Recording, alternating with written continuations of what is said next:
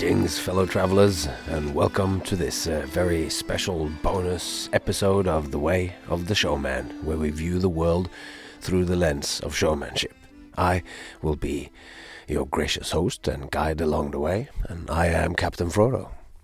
And today on this special edition, what we will look at through this lens is a collaboration I have had the distinct pleasure of taking part in over the last year and a half with the extraordinary juggler, or as I often think of him, an artist who expresses himself through juggling, Jay Gilligan.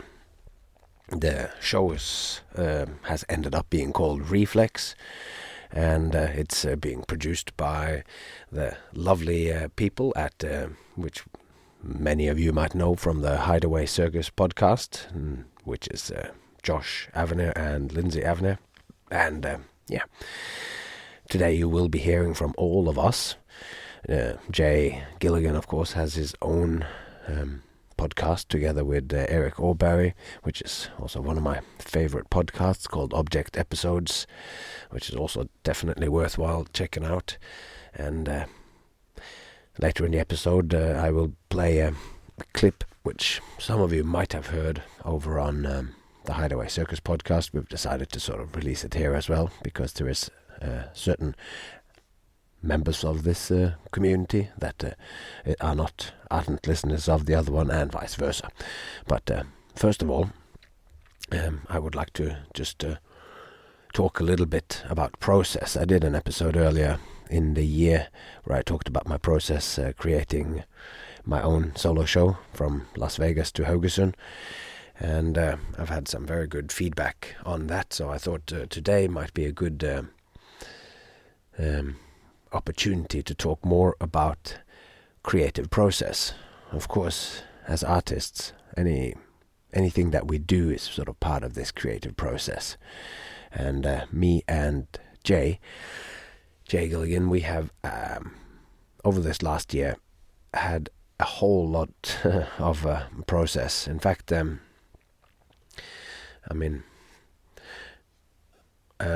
started.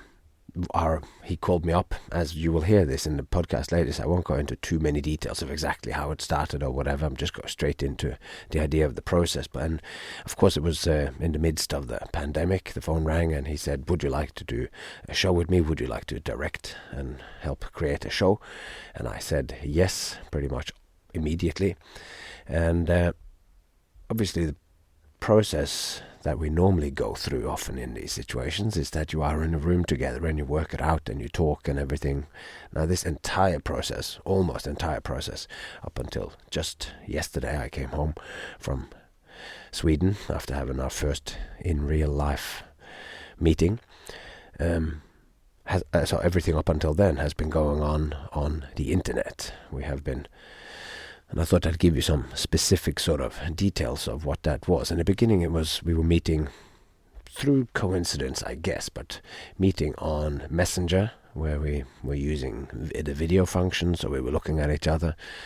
But it was quite clear after even just the very first conversation that we had that there was so much going on in this conversation that we needed to document it. So both of us in our ends, because Messenger didn't have these functions, we were recording on additional things, either on an additional phone, recording what was coming out, or we were eventually I used a piece of software on my phone, just basically the voice memo, which is the software that comes with the computer or that you can download from Apple for free. I used the Apple computer, and I just let that record what Jay said coming through his speaker and what I said coming through my speaker, or through my mouth actually, out into the room. So that created, not perfect for a recording for listening to anything else, but basically these recordings that we were creating were just sketches so that we could go back.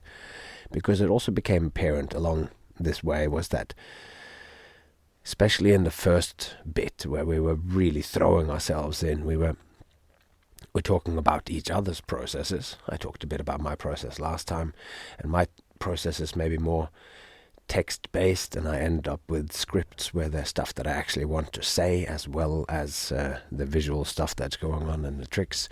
And Jay's process, and he is an absolute pro that has, over the last 20, 30 years, pretty much, he's created something like 70 solo shows. I'm just completely making that number up, but it might be an emotional number anyway. There's a lot of them, and most of them you can see on his channel, on Jay Gilligan's channel on YouTube. So, and that is an incredible channel to visit and see the scope of a performer's work. So his work is maybe on overall a little more abstract than mine, in part because it doesn't use so much words, but his is the kind of work that whenever I have engaged with him over the years, and we have met over the years, even though we have become very good friends now over this creative process, whenever you then ask Jay about any one of his pieces, he can talk about it at length and in great detail, and how it connects to previous work, how it connects to his work on where they did like juggling research and manipulation research laboratories, where they're going, like, what are the new possibilities of relation to objects and everything. And if you're interested in all of this, then by all means go and listen to Object Episodes, their podcast, where they talk about a lot of this. So he expresses himself through abstract imagery, which is, to me, very filled with meaning, and like it's always, I feel like, there's so much to kind of hear and so much to understand in this work. And I think I saw him do a solo show the first time in, that might have been 2002 at a festival, which strangely, that was the first time when I saw him perform live, a whole solo show where it was rolling lit flashlights on the ground and a little train that drove around and strange things where you're going like, yeah, I liked it a lot. And that was in Sweden, in Stockholm, at a circus festival put on sort of where there was a project there, a circus school, and it used to be there, and Circus Occur was there. And when we were doing the rehearsals this time, we were in a shed just down the road there, where the Burnt Out Punks, a cool fire group that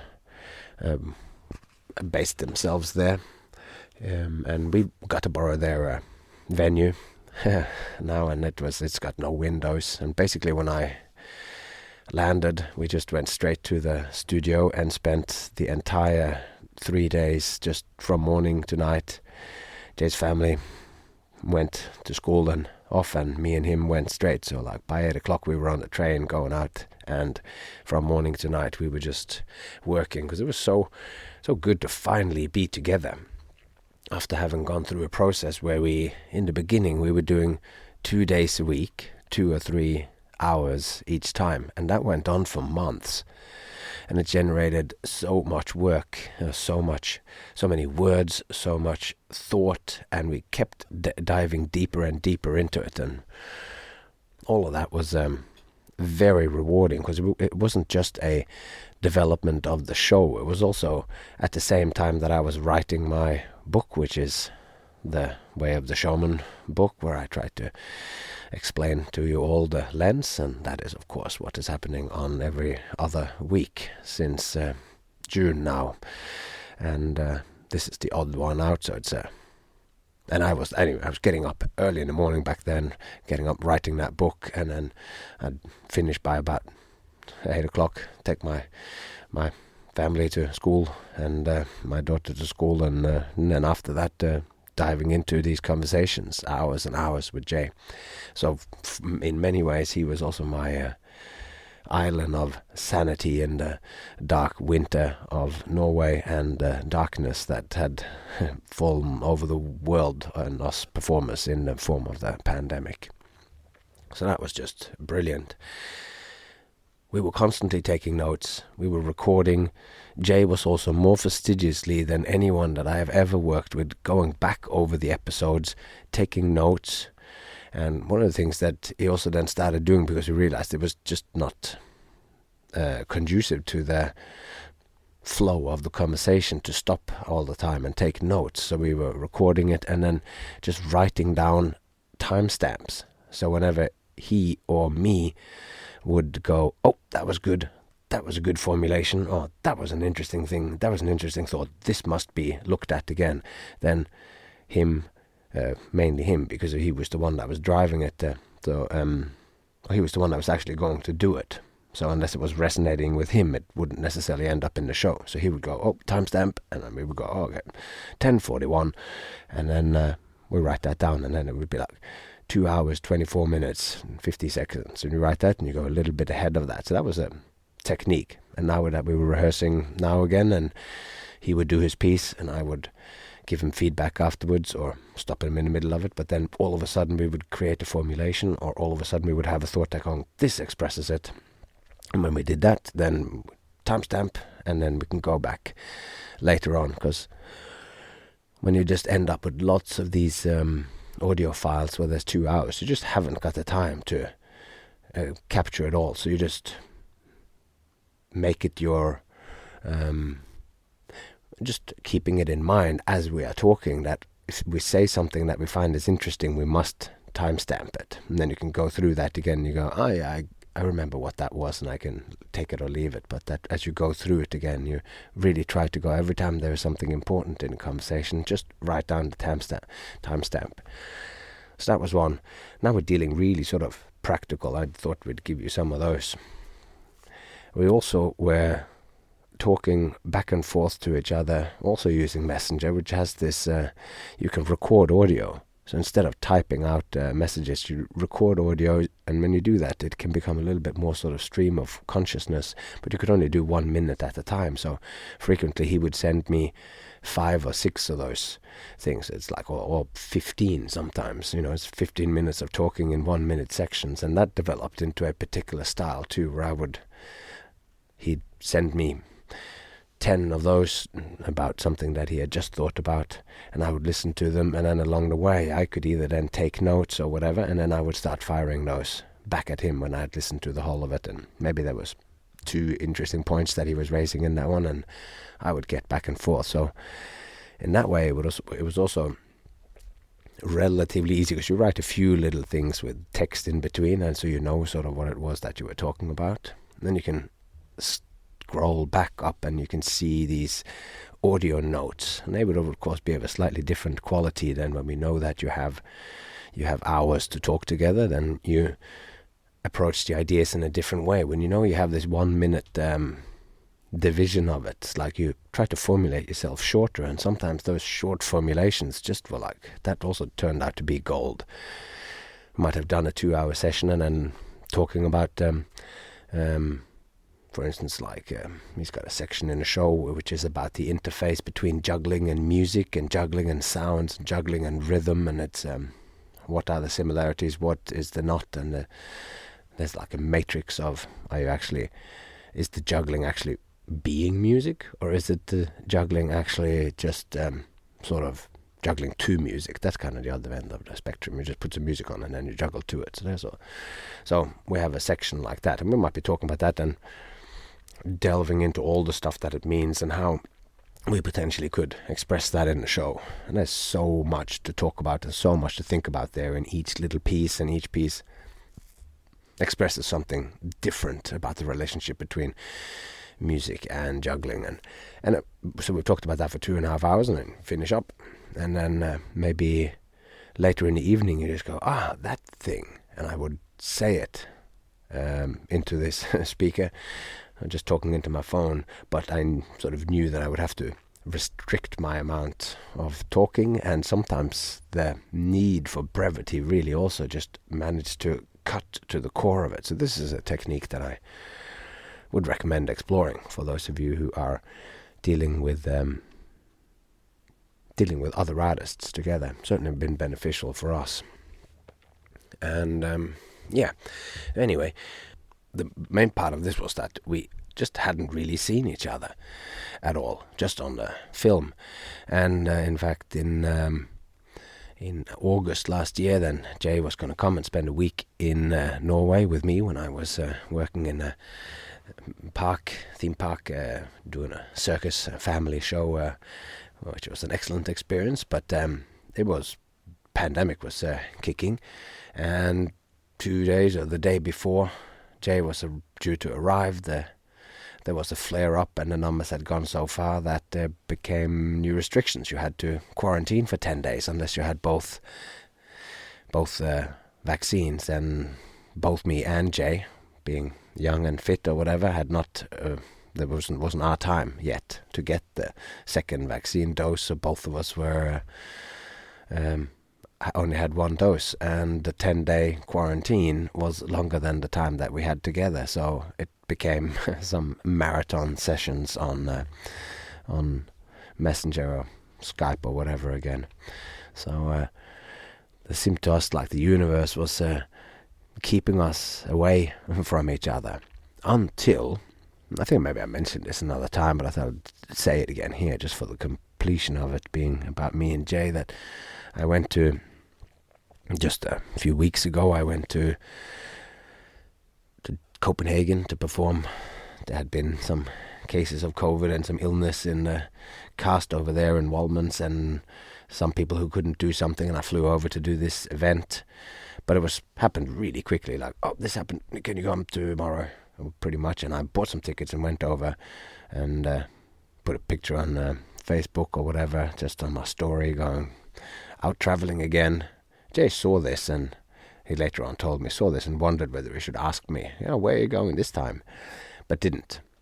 But then later that night, he was also going to do a gig, and he just took a picture of the running order, sitting in the dressing room, and he took a picture of the running order. He was there to play music with the classic. They play classical music, and he juggles to the classical music. And yet one more point here of this, which I'll tell a little story later on about me and him and this music section as an example of the process. But anyway, he was there playing with these musicians at the Academy of Music in Copenhagen, and I was in Copenhagen playing at Wallmans in Copenhagen, but neither of us knew it. So he sent me a picture of that his running order, but it didn't say where it was. So I sent a picture of my running order, and he said, I'm on in half an hour. I sent him a picture of mine saying, I'm on in about an hour. And then I, just as an added sort of afterthought, sent him, and I am in Copenhagen. And he goes, what? You gotta be kidding me. I'm in Copenhagen too. And through that, we managed to sort of meet each other, and we thought, the universe didn't know, because we didn't know that we were meeting. So we managed to sneak out a little meeting. He also finished at 10, and then we got to hang out one night, and yeah, that was brilliant. But then we managed to, now we're both doubly vaccinated, and although the numbers and everything have gone up, it doesn't really affect us.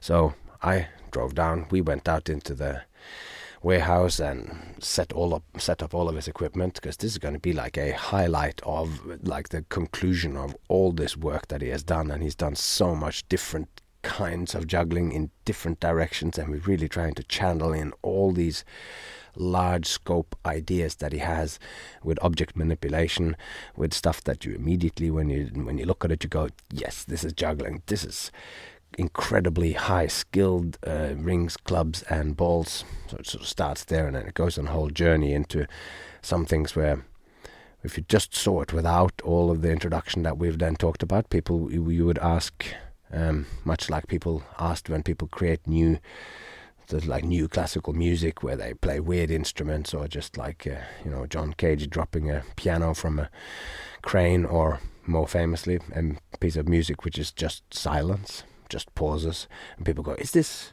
art? Is this music? And they can tell that it's art, but they're going, is this really music?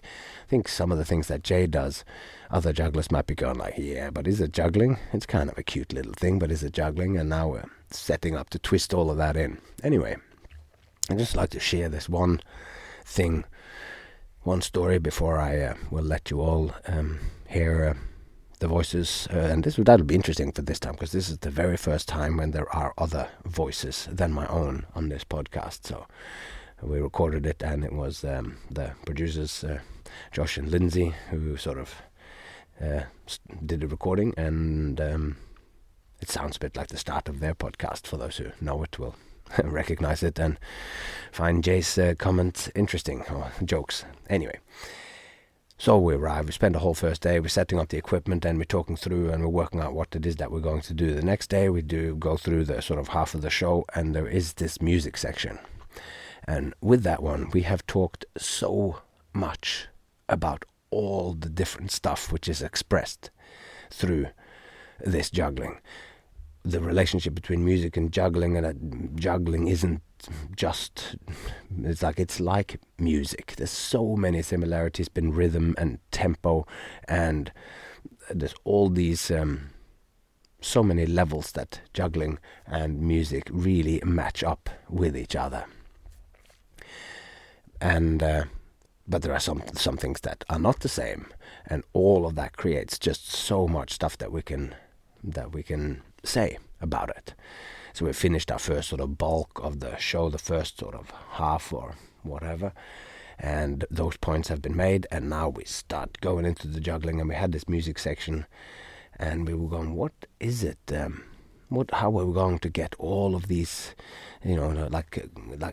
what exactly is this? What is it doing? Because we had so many things that we wanted to say. But this was a section where the text really had eluded us. We had so much written, and we had so much, and when we did it, we could not crack it. It did not feel right, and we didn't know how to add it, and we literally went 2 hours back and forth, and I would go, well, maybe this is a solution, and we developed such a fine-tuned relationship. It's like a couple of like an old couple, and I could immediately tell once I start sort of jamming on an idea that he's going, yeah, I can tell just by his face that, yeah, this is, and so I'm tweaking what I say, just trying to go, is this it, is this it, and he goes, no, and then he tells me something back, and he's going, we just gotta cut the whole idea that this is a section, and we just got to do a couple of the things just like acts in the, and I'm like, no, it's great, and anyway, back and forth, he sets up a proposition and goes like, well, trying to pinpoint what the problem of this is, and as he says that also doesn't quite end up being the solution, because the solution is this totally obscure thing that we couldn't quite see, and it is that all of that stuff that we had failed to put into the show to talk about, all of those ideas, which were so rich and so complicated and had been such a big part of us trying to grasp what juggling was and that the show is about it. And then in the end we realized that all of that stuff, it was already present in the juggling, and that the reason why it was so difficult to sort of wrestle those words into being said about it is that every time we said any of those lines of, it becomes linear, and when you say words, they one have to follow the next. That's just the nature of words, so it has to be linear, it has to all make sense, it has to follow logic and reason and make sense as a kind of story, in the broader scope. And it always felt like we just did not manage to put good words into it, like it always felt shallow what we said. And we had this I had a completely mind-blowing experience where I realized that all of that stuff that we had talked about, that is stuff that is already inherent in the juggling, and that all we needed to do was to stop trying to put the words into it.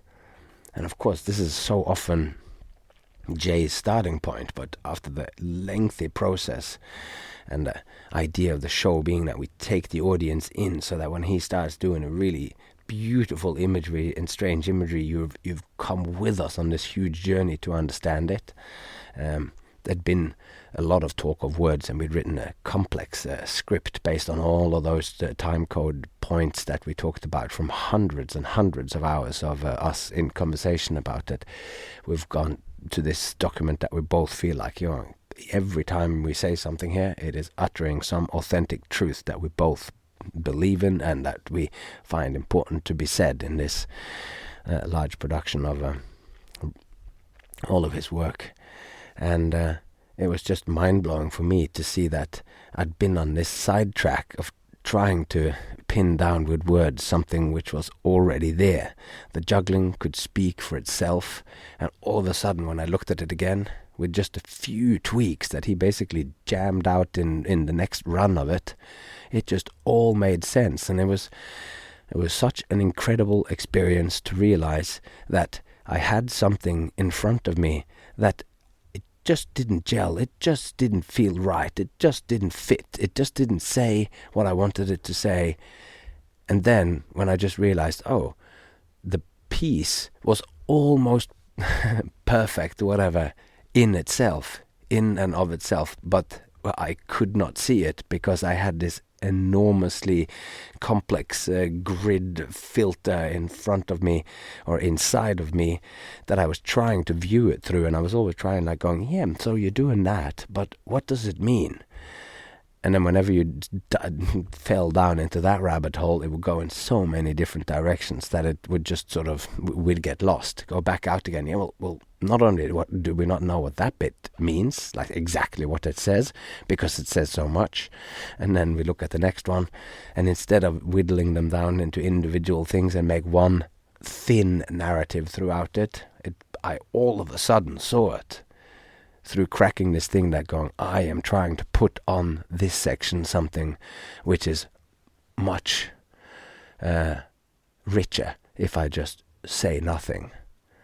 And that was this enormous discovery for me, and maybe not quite as enormous for Jay, who does a lot of work in this more abstract kind of field. But for me, that whole experience that it actually is, sometimes you have to add nothing and just really look at what it is. It brought to me this whole idea that Johann Wolfgang von Goethe, this way of looking at the world, that it's always giving you a multitude of, it's always expressing so much, and we will only be able to see a small part of that thing. And that thing will be true, but it will not be all of what that is.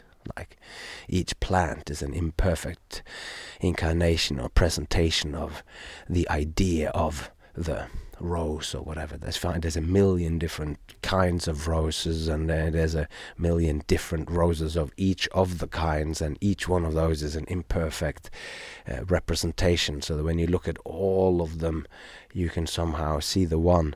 And this sort of complexity, or like the unity within the manifold of the expressions of these things, that was so it felt like this was what I saw in it. Going, all right, this is very exciting, very exciting.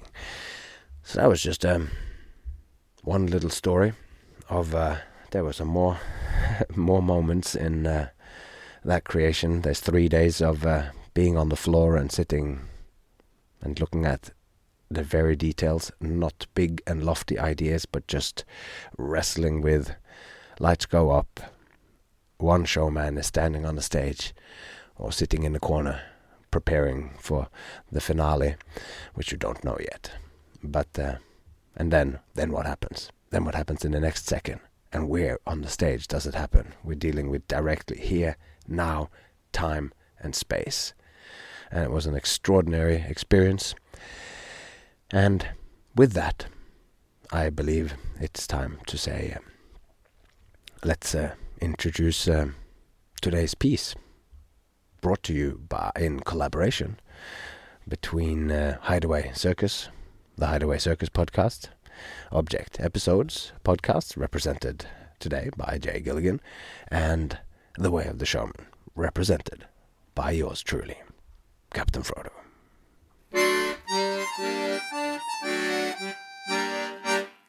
Hi, everybody. Thanks for listening to our behind the scenes podcast for the new production Reflex. My name's Josh Aviner.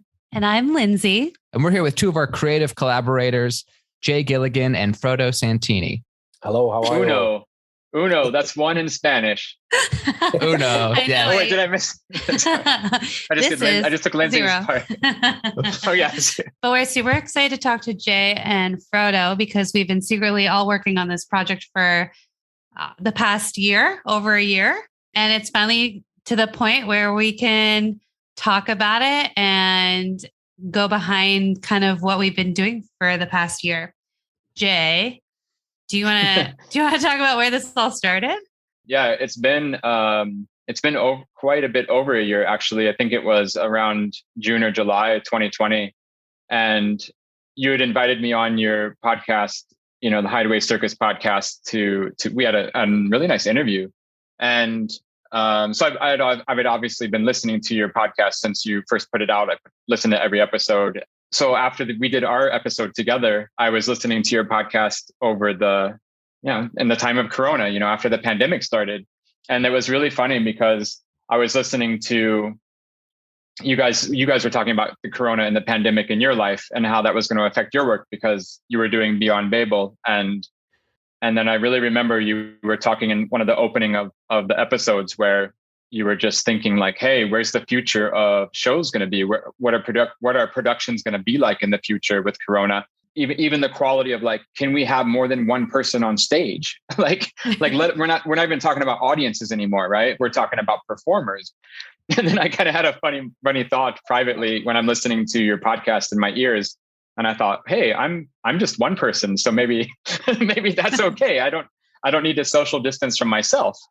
And I mean, that sounds so silly, but the thing was that there was another conversation in my head around the same time, which was that for years and years, I had been wanting to do a solo show, kind of a proper solo show. I've been doing lots of solo shows and lots of different projects in my life, but I'm getting a little bit older and more mature and reflecting back on the past. And I have a young son who's really awesome guy. And of course, that makes you think about your life and all these things. And so for many years, I was thinking, oh man, maybe I should do like a greatest hits. Like I've been around a few years. I've been juggling for 35 years. And I'd say as soon as I started juggling, I did my first show when I was 8 years old. So it really has been that many years of performing. And I was looking back over my career and I thought, oh, it'd be so fun to do like a little retrospective and maybe take the pieces that I've done over the years that work the best and just compile them into a really nice little show that would be super fun for everybody involved. Something happened around the time I was listening to that podcast episode when you were talking about the pandemic, which was that for about 15 years in my life, I had wanted to have a machine that would juggle 3 balls mechanically. And I didn't want there to be any visual feedback or pressure sensors or computer brain like feedback. I wanted it to be a mechanical device that would throw 3-ball cascade in the air. So for about 15 years, I've been making prototypes and trying to get this machine made and designing and meeting people and talking and searching and building and spending too much money and everything. And finally, I collaborated with a guy from Las Vegas. His name's Drew. And Drew and I finally got to make a machine together that would do 3 balls cascade in the air. And then as soon as I got that machine and I saw it working in front of me, which was like a dream after 15 years, I really freaked out. I really lost my mind. And I was like, wow, this is even cooler than I had imagined it would be just to experience it in person. And I got super crazy about it. And I thought, oh, it would be so nice to share this with everybody in the world. Like, I wish everybody could see this machine because there's just something about it that's really special. And because it's not computerized, it's analog, but it's still a machine, but it's doing a human skill, but it's such a weird, it was human, but it was not. And like all these weird things. So I thought, oh, it'd be so cool if I made a show with this. And suddenly I was like, maybe I should make that solo show after all. Right. So just kind of out of nowhere, I sent you an email and it's like, hey, I was listening to your episode. I had an idea I'd like to tell you about. And I was so shocked that I kind of like, at least looking back on it in my mind, it's that Josh had emailed me, back instantly and was like, call me.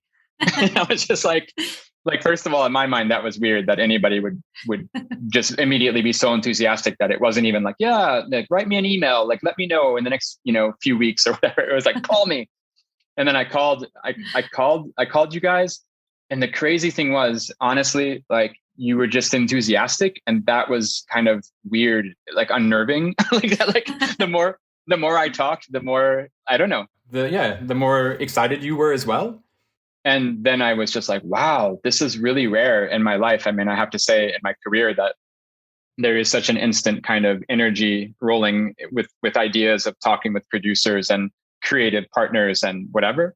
And so I was really kind of taken aback. I hadn't really thought, far enough ahead of like, well, if I email these people and call them, what if it works out? I hadn't thought that far ahead. I was just like, oh, maybe I'll pitch this random idea because like I just had a vibe, and then somehow you caught that vibe too, and it was the right time or it was the right situation or something.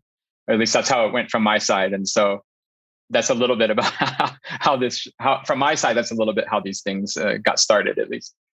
Yeah, I mean, I remember getting that phone call or that message, and in my mind, I just instantly thought of Michael Motion talking about a one-man juggling show. I instantly made the connection to how we could sort of reinvent this for now.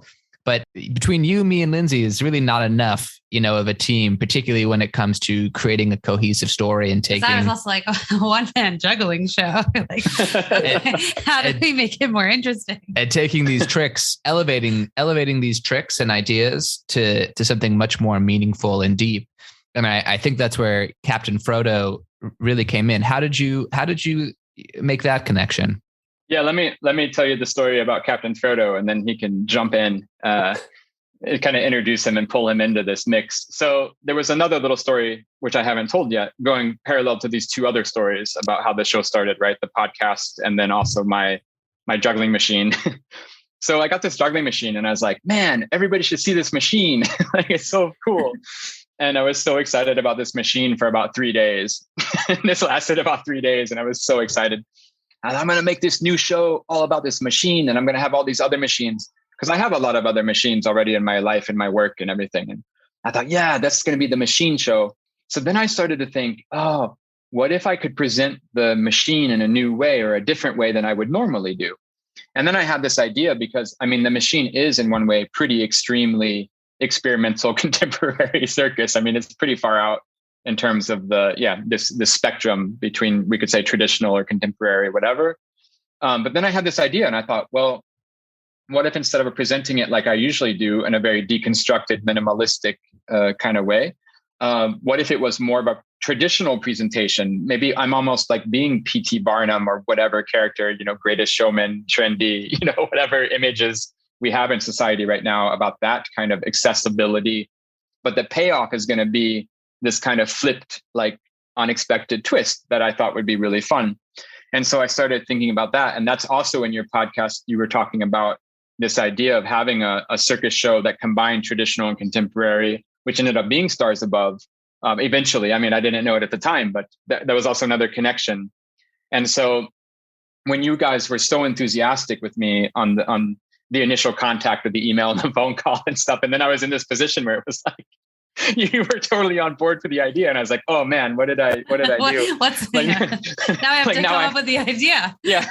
Like I pitched this idea. So now it has to become real. Well, there was just one person I thought of immediately where I was just like, I can't do this alone. I mean, I want to work in a new way. I want to have a new process. And I want to have this kind of eye towards facing outwards for the audience to really care for them, to bring them into the work in a different way. And there was just one person that I could call, and that was Captain Frodo, because I met Captain Frodo about 21 years ago in Oslo. And even back then, I mean, I really honestly, sincerely have to say, I saw him performing and I was like, whoa, this dude is doing something different. Like, this guy is on a different planet, or he was on a different trip somehow. And then everybody else I saw around me, he really struck me, and I never forgot it. So we happened to be performing together in Las Vegas a few years ago. I was like, hey, man, Frodo, you want to go to lunch, man? And we actually went out to Ronald's Donuts, and I bought him some donuts. And we started talking about art and life. And I really remember he said one really funny thing, which was he came home from that lunch and his wife had asked him and said, oh, that's cool. You went to lunch with Jay. So where are they living in Vegas, or what are they up to? And Frodo was like, I don't know where they're living.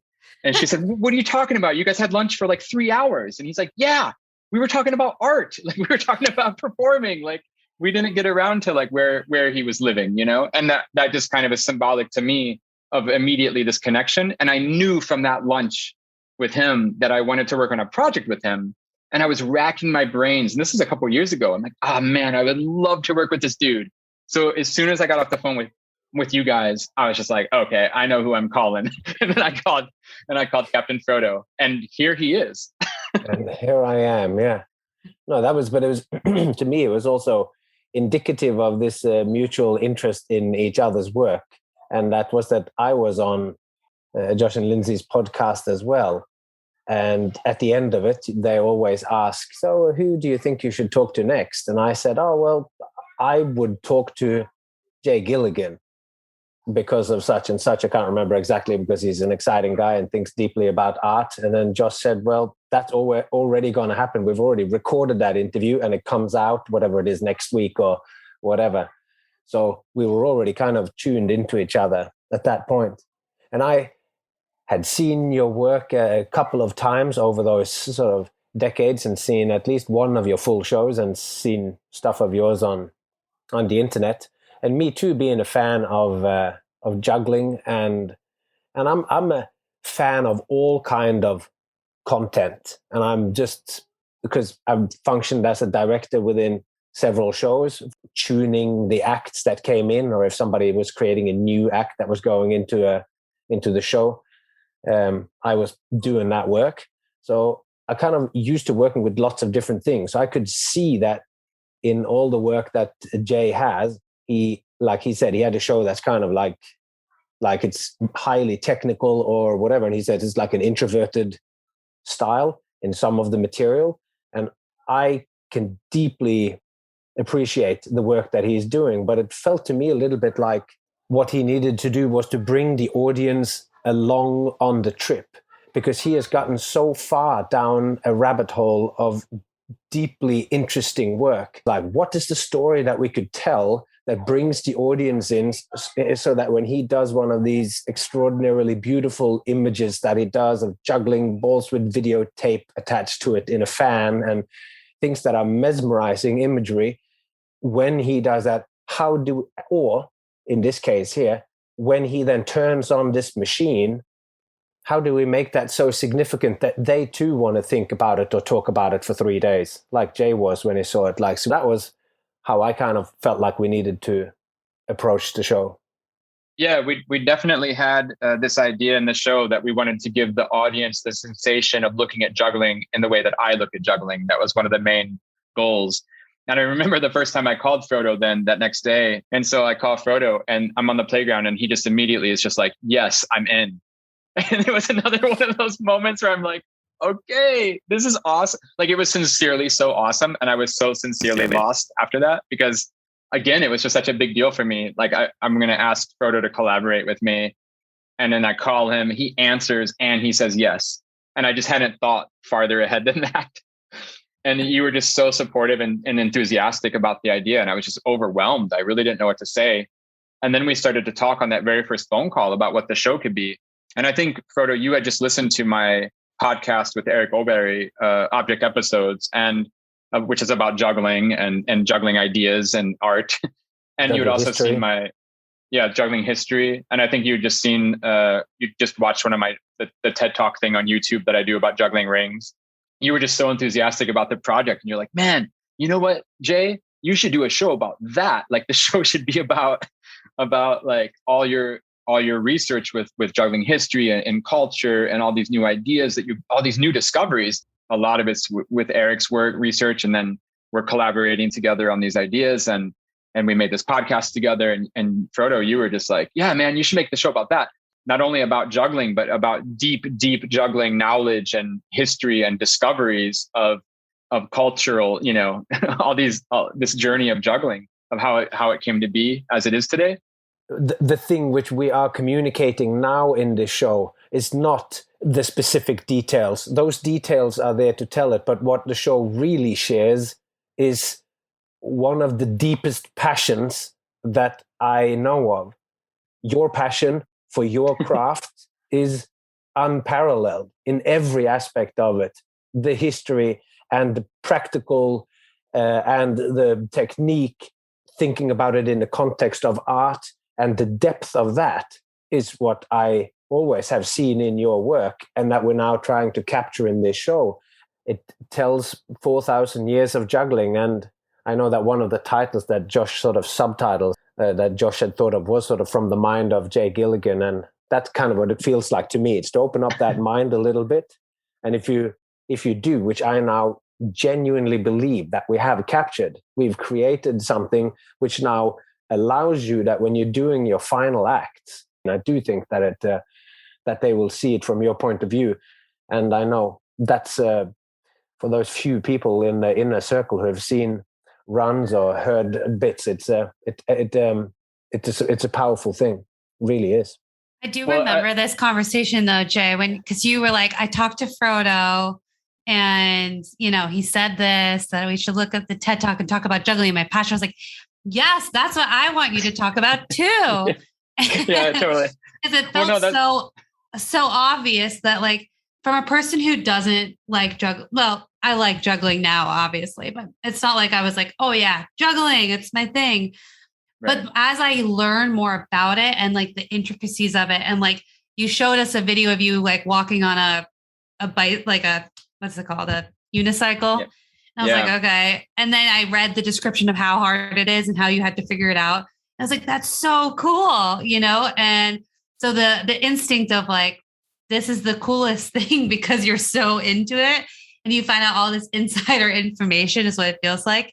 And then you were like, oh, and then Frodo said this. And I was like, yes, that is it. But to you, it probably feels like, why do people care about this? But it's like the coolest part of it no, I have to say, like I absolutely remember when you told me that, Lydsay, and I mean, I never told you this before, but when you said that and you say other things about the show that are like that, that would be my dream. I mean, it is my dream to do that show. It is the dream to do the show that we're doing. I just never thought I would be allowed to. I think the cool thing is about Frodo's work on the show, and also with, Lydsay, with your help, with Josh and all the feedback you gave as well, that we have a project here where we are digging down deep into, the stories and the histories and kind of the framework of these things. But then these things actually do exist. The machine exists and like the juggling exists. And when you experience those things, there's a deep truth to them. And I think the stories really help uncover that truth in terms of how, what those things mean to me and what I see when I do them and when I share them and when you see them. I think it really does connect through in a real way and not just as something that sounds good or, sounds pretty or something.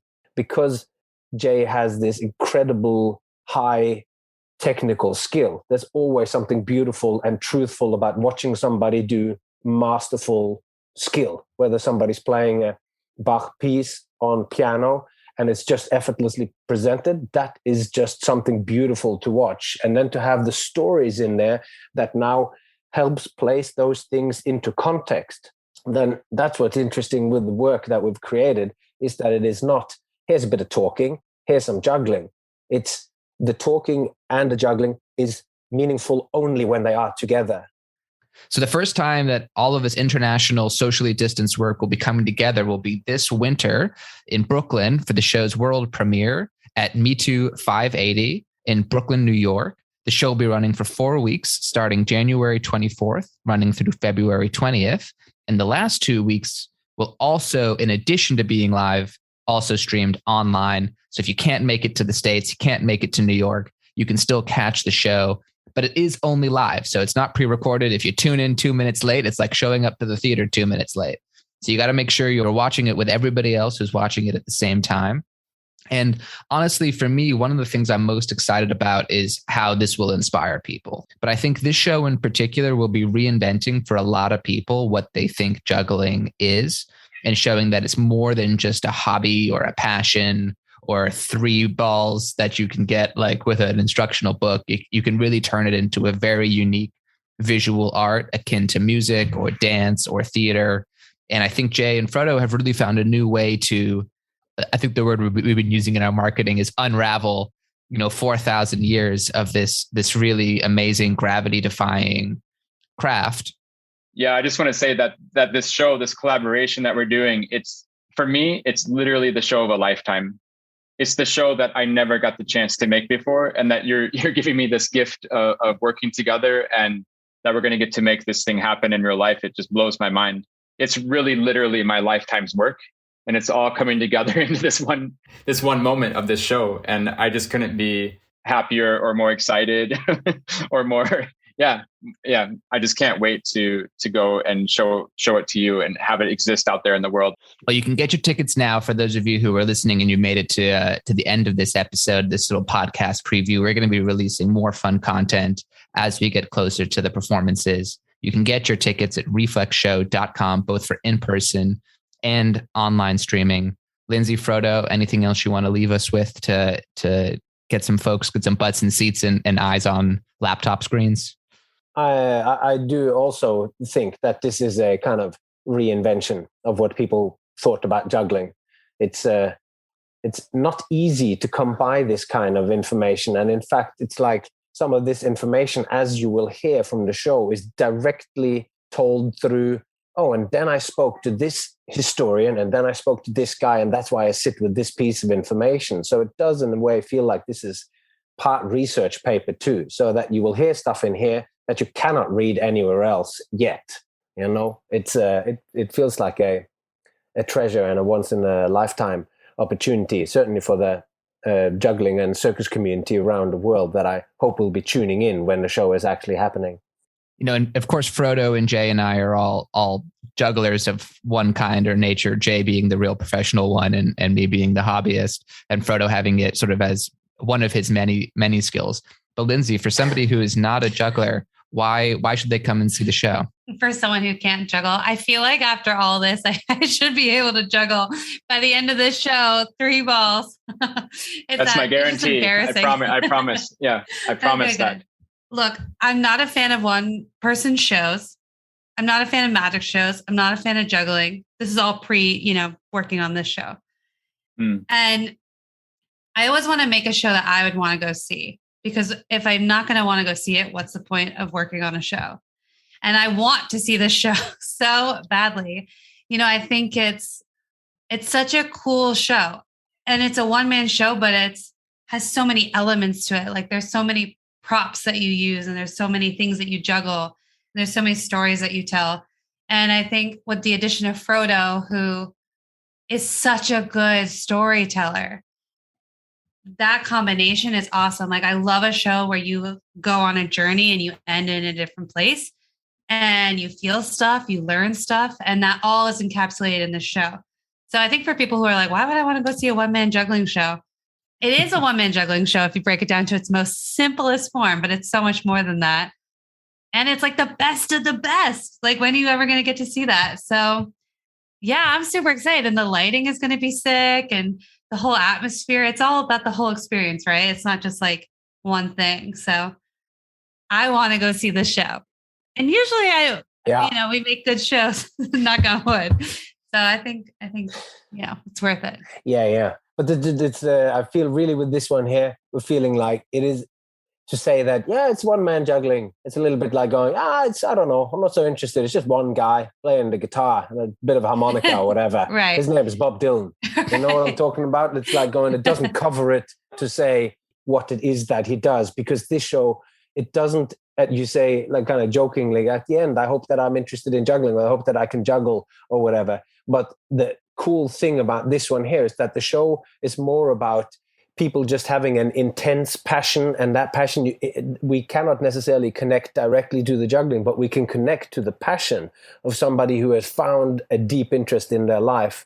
And then to explode that to you, go, what does the world look like to this person? And that's like the core of what makes a novel or makes a movie interesting. It's that all of a sudden the movie is about a mathematician or whatever, and you get the insight into their mind, and all of a sudden this is a beautiful, riveting story because you care about these problems.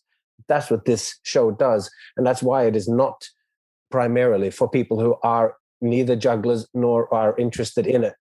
The people who are jugglers will see other things that the other people didn't get, because it's filled with technical detail and with historically accurate stories.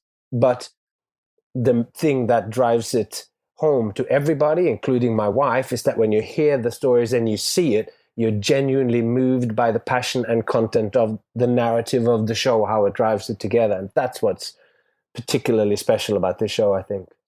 Jay, anything you want to leave our listeners on before they snag their tickets and come see you in person? Yeah, I just want to say also, we haven't really talked about this yet on this kind of behind the scenes take right now, but I'm super pumped to get to New York City and eat some donuts. New York City donut plant, carrot cake, kind of my favorite. I'm not soliciting donations right now. I don't think that's like legal maybe on air, but if people want to bring gifts of donuts, I'm not going to say no. Yeah, I don't know if people can hear the crinkling of this bag, but I did have a pre-recording Dunkin' Donuts donut. So this is why we're all working together. This is why this collaboration works, is because for the love of donuts. Let's leave it there. Hashtag for the love of donuts. Thank you everybody for listening to this. We'll see you at the show.